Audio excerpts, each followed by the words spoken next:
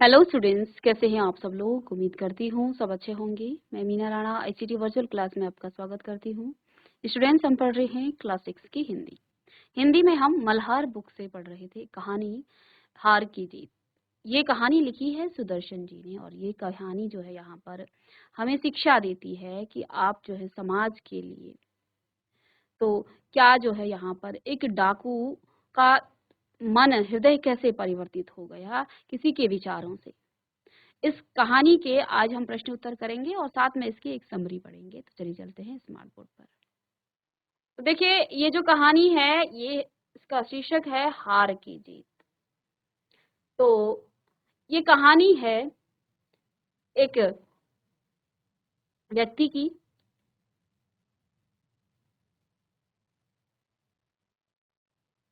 और उस व्यक्ति का नाम है बाबा भारती। ये अपने एक घोड़े से बड़ा प्रेम करते थे, बड़ा प्यार करते थे। अपने बेटे के समान इसकी देखरेख करते थे, इसकी देखभाल करते थे।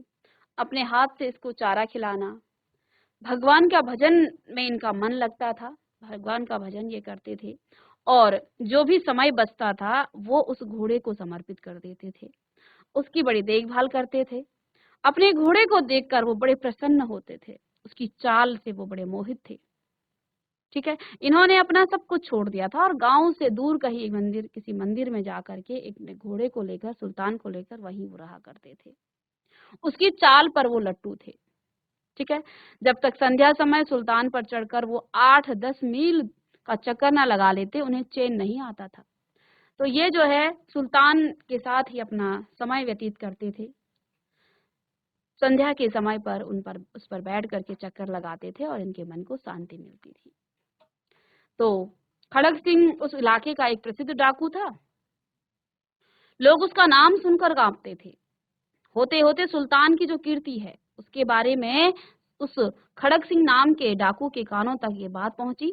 उसका हृदय उसे देखने के लिए अधीर हो उठा। एक दिन वह दोपहर के समय बाबा भारती के पास पहुंचा और नमस्कार करके बैठा। तो बाबा भारती ने पूछा, खड़ग सिंह क्या हाल है? तो कहो कैसे आ गई? सुल्तान की की चाह खींच ले आई। तो उसने बताया, उस डाकू ने, खड़ग सिंह नाम के डाकू ने, कि आपकी जो घोड़ा है उसका घोड़े की बड़ी चर्चा चलती है, मैं उसको देखने आया हूँ। विचित्र जानवर है, देखोगे तो प्रसन्न हो जाओगे। तो यहाँ पर बाबा भारती अपने मन से, अपने दिल से जो है उस सुल्तान नाम के घोड़े की प्रशंसा करते हैं। कहते हैं ये घोड़ा जो है बड़ा सुंदर है, इसको देखोगे तो आप प्रसन्न हो जाओगे। मैंने भी बड़ी प्रशंसा सुनी है, ऐसा खड़ग सिंह कहता है। उसकी चाल तुम्हारा मन मोह लेगी। कहते हैं देखने में भी बहुत सुंदर है। क्या कहना, जो उसे एक बार देख लेता है उसके हृदय पर उसकी छवि अंकित हो जाती है। तो यहाँ बाबा भारती अपने घोड़े की तारीफ करते हैं और खड़ग सिंह जो है इस घोड़े को देखने के लिए लालायित था। तो वो लेकर जाते हैं उसे अपने अस्तबल में।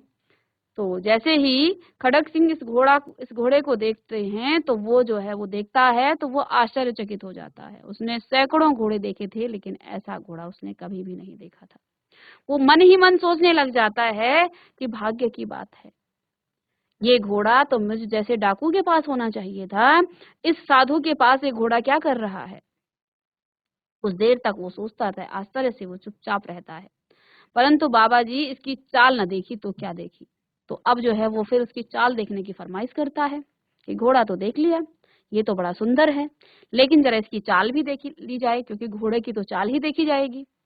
तो बाबा भारती भी मनुष्य थे। वो अपनी चीज की प्रशंसा दूसरे की मुख से सुनने के लिए जो है उनका हृदय भी अधीर हो गया। तो देखो, जब किसी दूसरा जो है आपकी चीज की कोई तारीफ करता है तो आपको भी अच्छा लगता है।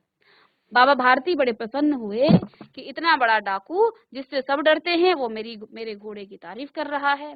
तो एक काम करता हूँ। तो वो भी बड़े खुश हो गए। घोड़े को उन्होंने तुरंत खोलकर बाहर लाए और उसकी पीठ पर हाथ फेरने लगे। एकाएक उचक कर सवार हो गए और घोड़ा हवा से बातें करने लग गया। यानी उसकी चाल जो है हवा की तरह थी। उसकी चाल को देखकर खड़ग सिंह के हृदय पर सांप लौट गया। अब तो वो पहले ही दीवाना हो गया था, अब तो वो उस पर और भी मोहित हो गया। तो जैसे ही उसने उसकी चाल देखी तो अब तो उसने मन में मानो ये प्रण ले लिया होगा कि ये घोड़ा मेरा ही है। वह डाकू था, जो वस्तु उसे पसंद आ गई तो डाकुओं का काम क्या है? लूटना।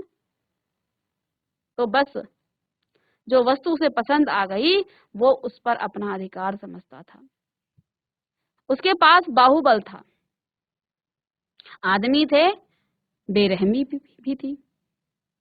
जाते जाते उसने कहा, बाबा जी मैं यह घोड़ा आपके पास न रहने दूंगा। बाबा भारती डर गए और उन्होंने जो है अपनी रातों की नींद उड़ा दी। वो प्रतीक्षा करते थे पूरी रात उस अस्तबल में, उस घोड़े को जो है बचाने के लिए, उस घोड़े को जो है वो डाकू ना ले जाए, उसकी पहरेदारी वो करने लग गए। कई दिनों तक, कई माह तक जो है जब वो नहीं आया तो बाबा भारती को ऐसा लगा कि शायद उसने यूं ही डराने के लिए कह दिया। एक दिन बाबा भारती शाम को कहीं जा रहे थे उस घोड़े में बैठ करके, सहसा एक ओर से आवाज आई, ओ बाबा इस कंगले की सुनते जाना। तो एक भिखारी के समान एक आदमी एक पेड़ के नीचे बैठा हुआ, जैसे यहाँ पर, तो क्या कहा कि इस कंगले, इस गरीब, इस दुर्बल को भी देखते जाना। तो बाबा भारती जो है, आवाज में करुणा थी, बाबा ने घोड़े को रोक दिया। देखा एक अपाहिज वृक्ष के छाया में पड़ा करा रहा है। बोले, क्या तुम्हें क्या कोई कष्ट है? अपाहिज ने हाथ जोड़कर कहा कि बाबा मैं दुखियारा हूँ, मुझ पर दया करो। रामावाला यहाँ से 3 मील दूर है और मुझे वहां जाना है। घोड़े पर चढ़ा तो परमात्मा भला करेगा, वहां तुम्हारा कौन है? तो उसने क्या कहा कि बाबा मुझे यहाँ से 3 मील दूर जाना है और मैं जो हूँ चल नहीं सकता हूँ, इसलिए आप मुझे इस घोड़े पर चढ़ा लो, परमात्मा आपका भला करेगा। वहां तुम्हारा कौन है? तो इस पर जो है बाबा भारती पूछते हैं, तो वो बताता है कि वहां जो है दुर्गा दत्त नाम का एक वैद्य है, मैं उसी का सौतेला भाई हूँ। तो बाबा भारती ने भी उस अपाहिज को घोड़े पर चढ़ा दिया। कमान उनके हाथ पे थी, लेकिन थोड़ी ही देर में उस व्यक्ति ने जो है अपने हाथ में कमान ले ली। तो देखा तो वो खड़क सिंह था। उसने बाबा भारती से जो है वो घोड़ा छीन लिया। ठीक है, तो अब जो है बाबा भारती ने बड़े बल से उसको जोर से चिल्लाकर बोला, जरा ठहर जाओ। खड़क सिंह ने आवाज सुनकर घोड़ा रोक लिया और उसकी गर्दन पर प्यार से हाथ फेरते हुए कहा, बाबा जी यह घोड़ा अब न दूंगा, परंतु एक बात सुनते जाओ। खड़क सिंह ठहर गया, तो उसने जो है कहा, बाबा जी अब मैं ये घोड़ा देने वाला नहीं हूँ। तो इस पर जो है बाबा भारती ने कहा, एक बात सुनते जाओ। बाबा भारती ने निकट जाकर उसकी ओर ऐसी आंखों से देखा जैसे बकरा कसाई की ओर देखता है और कहा, यह घोड़ा तुम्हारा हो चुका है, मैं तुमसे इसे वापस करने के लिए न कहूंगा, परंतु खड़क सिंह केवल एक प्रार्थना करता हूँ, इसे अस्वीकार न करना, नहीं तो मेरा दिल टूट जाएगा। बाबा जी आज्ञा कीजिए, मैं आपका दास हूँ, केवल यह घोड़ा न दूंगा। तो इस डाकू ने कहा कि घोड़े को छोड़ करके आप कुछ भी मांग लीजिए, पर मैं घोड़ा नहीं दूंगा। तो बाबा भारती ने कहा, यह घोड़ा तो तुम्हारा हो चुका है, लेकिन मेरी एक प्रार्थना है, अब घोड़े का नाम न लो, मैं इस तुमसे इस विषय में न कुछ कहूंगा, मेरी प्रार्थना केवल यह है कि इस घटना को किसी के सामने प्रकट न करना। तो इस पर बाबा भारती के जो विचार थे वो सुनिए। उन्होंने कहा, घोड़ा तुम्हारा हुआ, अब होता क्या है, हमारी कोई चीज जब चोरी होती है तो आजकल तो समाचार पत्रों के माध्यम से और इंटरनेट के माध्यम से, सोशल मीडिया के माध्यम से वो खबर जो है हवा की तरह फैल जाती है। लेकिन यहाँ बाबा भारती क्या कहते हैं कि तुम मेरा घोड़ा चोरी करके ले गए, कोई बात नहीं, ये घोड़ा तुम्हारा है, लेकिन इस खबर को लोगों के सामने प्रकट मत करना। ये जो पैराग्राफ है ना, इस पूरे चैप्टर की, इस कहानी की जान है, क्योंकि यहीं से आपको बहुत बड़ी शिक्षा मिलती है। एक डाकू जो है उसका मन परिवर्तन हो जाता है, उसका हृदय परिवर्तन हो जाता है इतनी सी बात सुन करके। क्योंकि हम जब किसी खबर को सुनते हैं, आए दिन जब हम किसी गलत समाचार पत्र को सुनते हैं, तो हमारे मन में ऐसे ही विचार बन जाते हैं।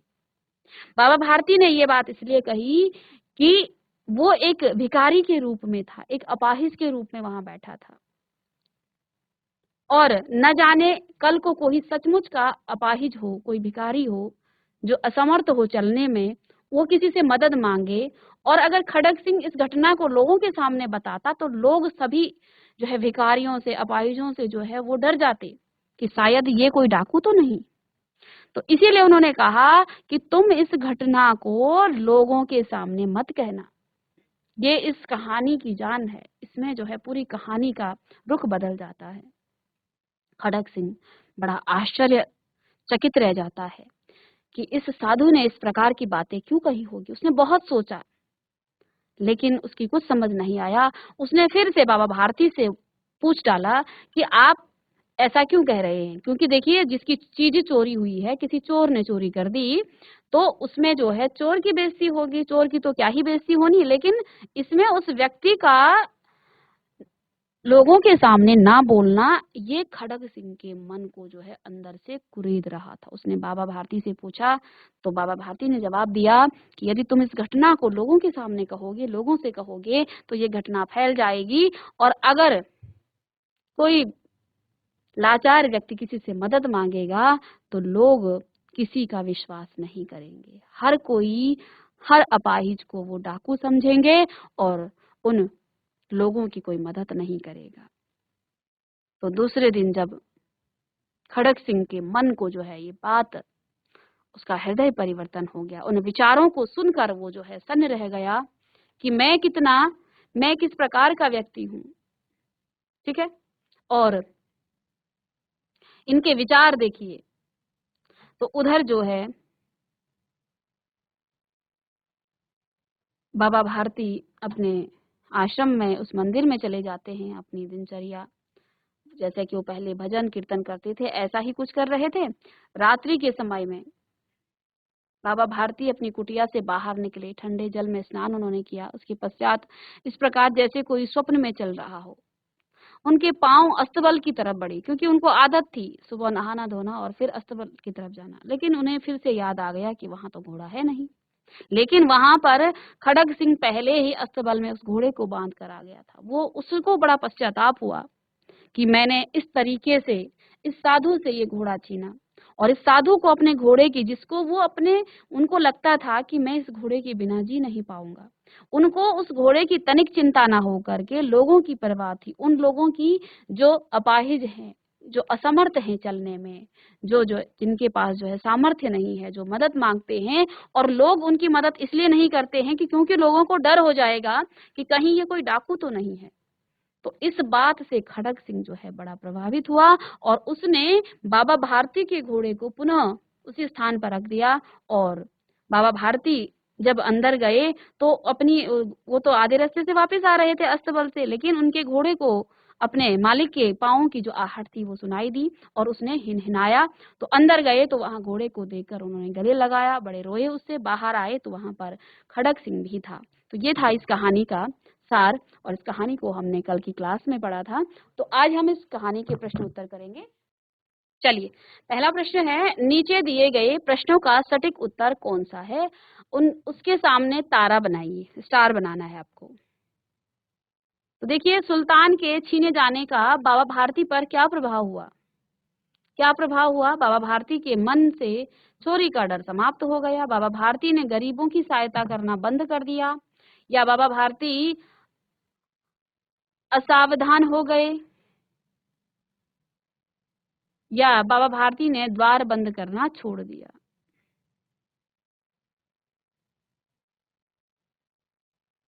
तो देखिए, यहाँ पर देखिए, बाबा भारती के मन में चोरी का डर समाप्त हो गया। बाबा भारती ने गरीबों की सहायता करना बंद कर दिया, तो ये तो नहीं है। बाबा भारती ने द्वार बंद करना छोड़ दिया। बाबा भारती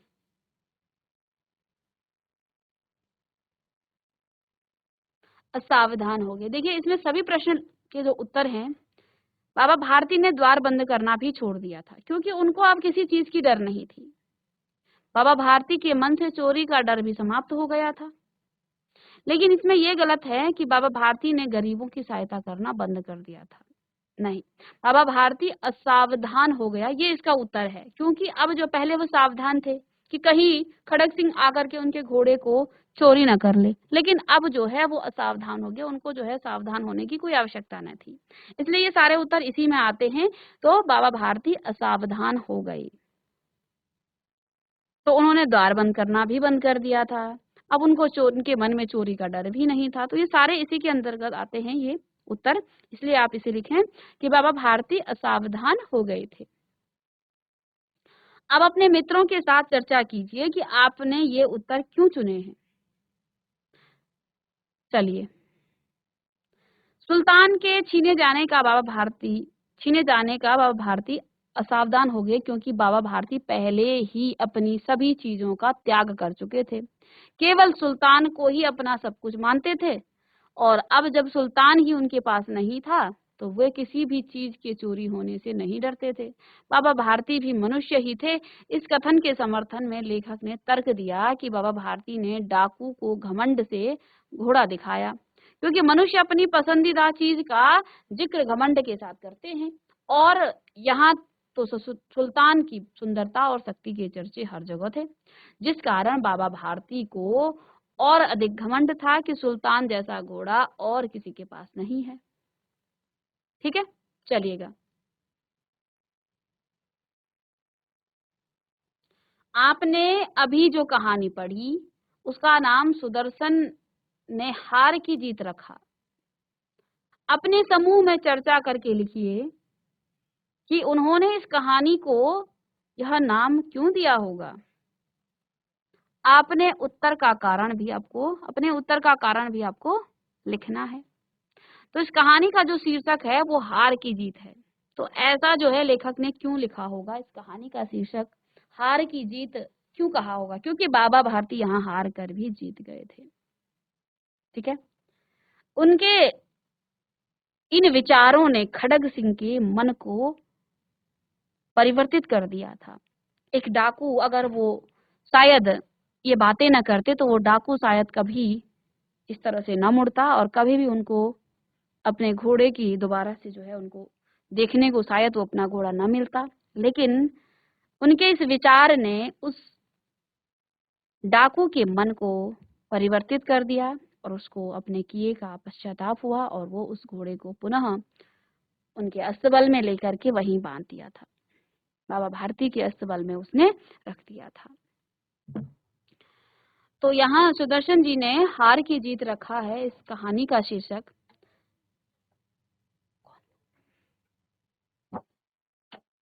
इस कहानी का यह नाम रखने का कारण यह रहा होगा कि बाबा भारती पहले तो अपने घोड़े की खड़ग सिंह से न बचा पाए, तो तब वो हार गए थे।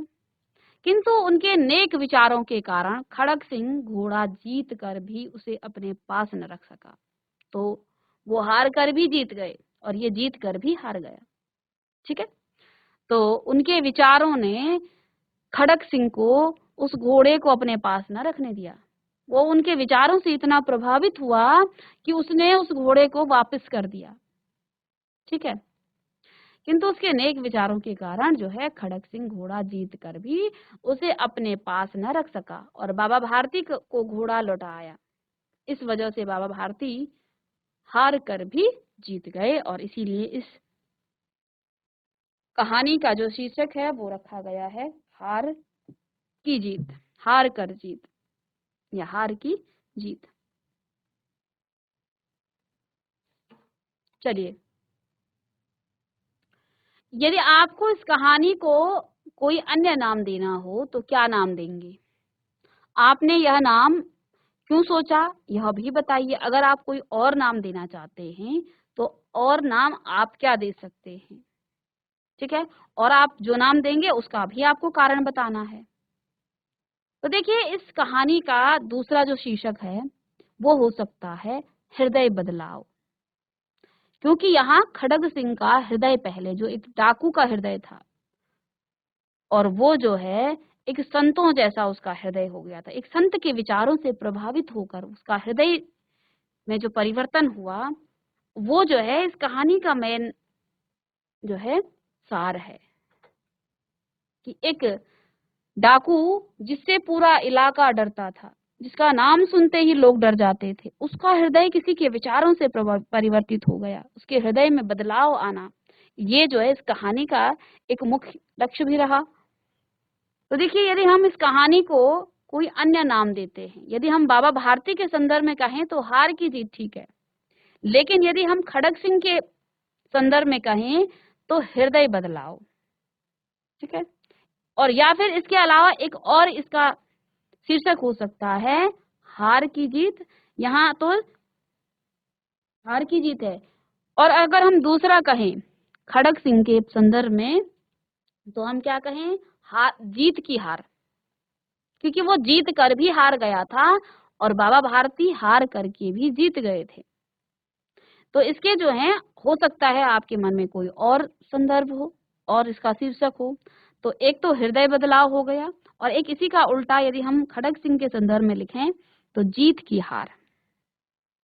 खड़ग सिंह जीत करके भी हार गया था, और हार की जीत, ये बाबा भारती के लिए ये संदर्भ है।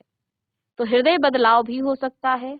और ठीक है, तो इसका कारण भी लिखना था। तो देखिए, हृदय बदलाव में तो क्योंकि बाबा भारती के नेक विचारों का खड़ग सिंह पर इतना गहरा प्रभाव पड़ा कि वह एक डाकू होते हुए भी उसका हृदय परिवर्तन हुआ, और वह चुपचाप जा करके उस घोड़े को बाबा भारती को वापस दे आया।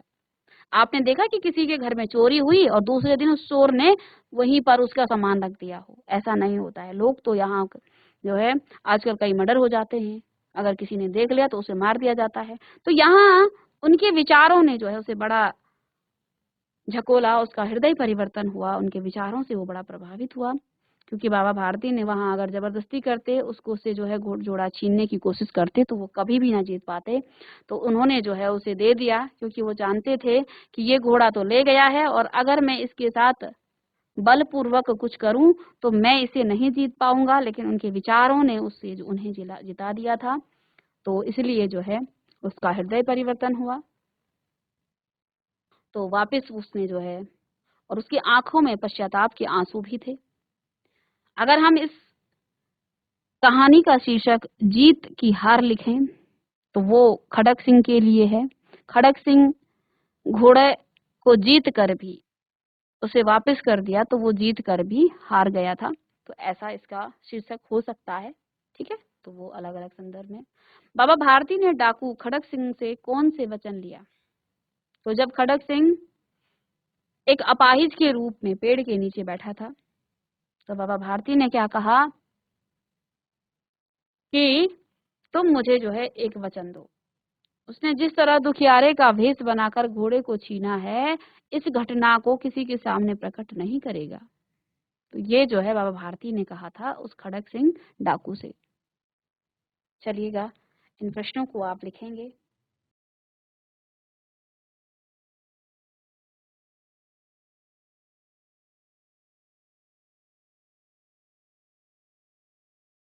चलिए, नेक्स्ट प्रश्न है, पंक्तियों पर चर्चा कीजिए और कहानी में से चुनकर कुछ वाक्य नीचे दिए गए हैं, इन्हें ध्यान से पढ़िए और इन पर विचार कीजिए। आपको क्या अर्थ समझ में आया, आपके विचार लिखिए। तो यहाँ पर भाग भगवत भजन से जो समय बचता वह घोड़े को अर्पण हो जाता। तो इसका अर्थ क्या हुआ?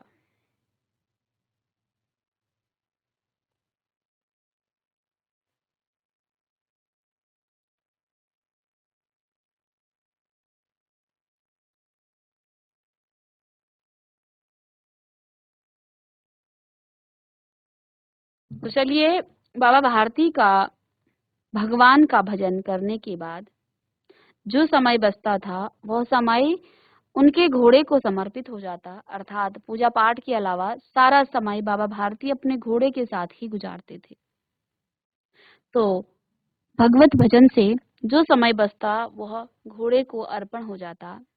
इसका अर्थ ये हुआ कि पूजा और भजन के बाद, भगवान का भजन करने के बाद जो समय भी उनको बचता, वो सभी जो है उस घोड़े को समर्पित कर देते थे। ठीक है, और उनका जो समय था वो अपने घोड़े के साथ ही ज्यादा गुजारते थे। तो इसका ये अर्थ हुआ। चलिए, बाबा ने घोड़ा दिखाया घमंड से, खड़ग सिंह ने घोड़ा देखा आश्चर्य से। इसका क्या अर्थ है यहाँ? तो बाबा ने खड़ग सिंह को बड़े ही अभिमान से अपना घोड़ा दिखाया, और खड़ग सिंह ने बड़े आश्चर्य के साथ घोड़ा देखा। उसके सैकड़ों घोड़े, उसने जो है सैकड़ों घोड़े देखे थे, क्योंकि डाकू था और डाकुओं के पास तो घोड़े होते ही हैं।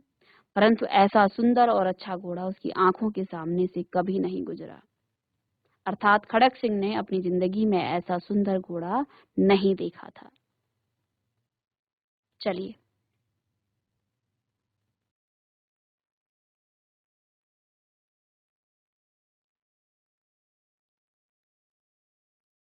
चलिएगा। वह डाकू था और जो वस्तु उसे पसंद आ जाए तो उसे उस पर अपना अधिकार समझता था। देखिए, खड़क सिंह एक डाकू था, जिसके कारण जिस भी वस्तु को वह पसंद करता था उस पर वह अपना ही अधिकार समझता था। अर्थात खड़क सिंह अपने आप को सबसे शक्तिशाली समझता था, जिस कारण वह किसी दूसरे की वस्तु को भी छीन लेता था। ठीक है, तो देखिए, कोई भी डाकू है, डाकुओं का काम होता है कि जो वस्तु उसे पसंद आ गई तो वो उसे छीन लेना। ठीक है, या अकारण भी वो लोगों को जो है लूटपाट करना उनका काम होता है। तो ये डाकू था। ठीक है, बाबा भारती ने निकट जाकर उसकी ओर ऐसी आंखों से देखा जैसे बकरा कसाई की ओर देखता है। जब बकरा काटा जाता है तो काटने वाले को कसाई कहते हैं। तो बकरे को पता होता है कि ये मुझे काट रहा है, तो ऐसी दयनीय दृष्टि से वो जो है उस कसाई की तरफ देखता है। ऐसे ही कुछ बाबा भारती ने भी देखा। यह घोड़ा तुम्हारा हो चुका है। क्या कहा उन्होंने?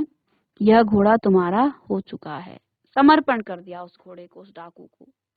तो बाबा भारती ने नजदीक जाकर खड़क सिंह की ओर ऐसी आंखों से देखा जैसे एक बकरा कसाई की ओर देखता है, क्योंकि बकरे को भी पता होता है कि कसाई उसे छोड़ने वाला नहीं है। तो बाबा भारती को पता था कि ये इस घोड़े को छोड़ेगा नहीं, इसलिए उन्होंने आत्मसमर्पण कर दिया और कहा कि ये घोड़ा अब तुम्हारा है, लेकिन तुम जो है इस बात को किसी के सामने प्रस्तुत मत करना कि मैंने किस तरीके से ये घोड़ा छीना है। एक अपाहिज का रूप वेश धार करके मैं जो हूँ इस घोड़े को छीना, इस बात का जिक्र किसी और के सामने मत करना।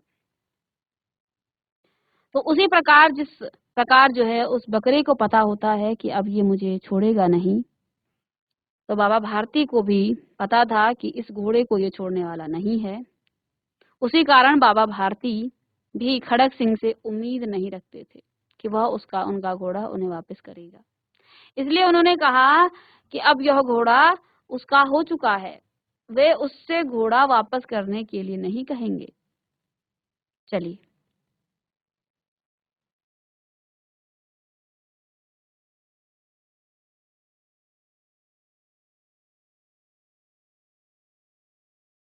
उनके पांव अस्तबल की ओर मुड़े, परंतु फाटक पर पहुंचकर उनको अपनी भूल प्रतीत हुई।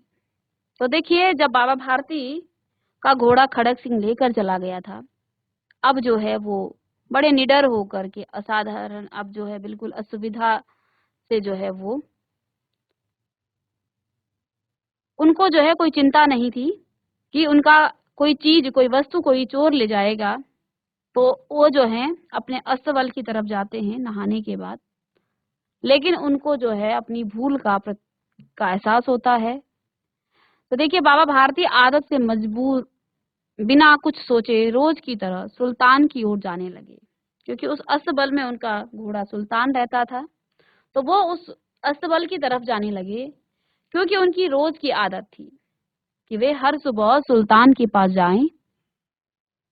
परंतु दरवाजे पर पहुंचकर उनको अपनी भूल का एहसास हुआ। इसके साथ ही उन्हें अत्यधिक दुख भी हुआ और उनके पांव को उनके दुख ने अत्यधिक भारी बना दिया। वे दरवाजे पर ही रुक गए।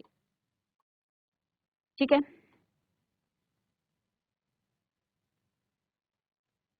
तो यहाँ कुछ प्रश्न आपके सोच विचार के लिए हैं। इसमें आप सोच विचार करके इन प्रश्नों में लिखेंगे। पहला प्रश्न है, कहानी को एक बार फिर से पढ़िए और निम्नलिखित पंक्तियों के विषय में पता लगाकर अपनी लेखन पुस्तिका में लिखिए। कहानी को आपको फिर से पढ़ना है और यहाँ कुछ पंक्तियां दी गई हैं, उनके बारे में आपको। दोनों के आंसुओं का उस भूमि की मिट्टी पर परस्पर मेल हो गया। कौन दोनों? खड़क सिंह और बाबा भारती। जब बाबा भारती का घोड़ा पुनः उनके अस्तबल में था वो बाहर आकर के, अंदर जाकर के पहले अपने घोड़े से गले मिलते हैं, रोते हैं, लेकिन बाहर आकर के दोनों के वहां पर खड़ग सिंह खड़ा था। खड़ग सिंह पश्चाताप के आंसू रो रहा था।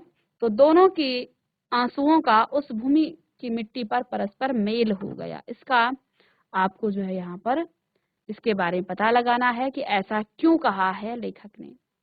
किस किस के आंसुओं का मेल हुआ है? तो यहाँ बाबा भारती और खड़ग सिंह के आंसुओं का मेल हो गया था।